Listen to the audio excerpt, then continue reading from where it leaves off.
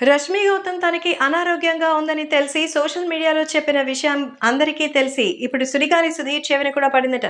విషయం తెలిసి తన ఆరోగ్యం గురించి చాలానే ఫీల్ అయ్యారట. వెంటనే రష్మి గౌతమ్కి ఫోన్ చేసి ఇలాంటి తనకు ఒక హెల్త్ విషయం ఉందని తెలిసి చెప్పలేనందుకు ఆయన చాలానే ఫీల్ అయ్యారట. మరి రష్మి గౌతమ్ గురించి తెలిసిందే, ఏదైనా తన వెంటే ఉండాలనుకుంటుంది కానీ సింపతిని మాత్రం కోరుకోదు. సుడిగాలి సుధీర్ ఈరోజు తన మీద చూపించిన అభిమానానికి ఆమె ఫిదా అయిపోయిందట. నిజంగా ఇలాంటి ఒక ప్రాబ్లం వస్తుందని నేను అనుకోలేదు. బట్ దీనివల్ల పెద్దగా చెప్పుకోవాల్సిన అవసరం కూడా రాలేదని రష్మి గౌతమ్ సుధీర్కి చెప్పినట్టుగా తెలుస్తోంది. ఆ తర్వాత ఖచ్చితంగా దీనికి ట్రీట్మెంట్ ఉండే చేయించుకుందాం అంటూ రష్మి గౌతమ్తో సుధీర్ చెప్పగా, శాశ్వత పరిష్కారం అంటూ దేనికి ఉండదని ప్రస్తుతం అడ్జస్ట్ చేసుకుని పోవాల్సిందే, కాబట్టి గాయాల జోలికి వెళ్లకుండా ఉంటే అదే సరిపోతుంది అంటూ రష్మి గౌతమ్ చెప్పారట.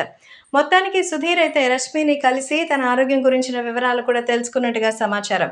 సో ప్రస్తుతం సుధీర్ ఈటీవీలోనే ఫ్యామిలీ స్టార్స్ షూట్ చేసిన సంగతి తెలిసిందే. వారంలో మరి ఒకరోజు శనివారం రాబోతున్నటువంటి ఆ ఎపిసోడ్ షూటింగ్స్ కూడా జరుగుతూ ఉంటాయి.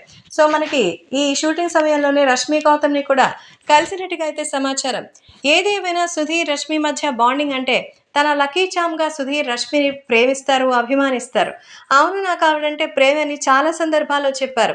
మరి గుండెల్లో ఉన్నటువంటి ప్రేమని బయటకి చాలాసార్లు చెప్పుకోవడానికి సుధీర్ ప్రయత్నించారని, కానీ రష్మి ఒప్పుకోలేదని కొందరంటే, లేదు రష్మి గౌతమ్ని కాదని సుధీరే అనుకున్నారని మరికొందరు అంటుంటారు.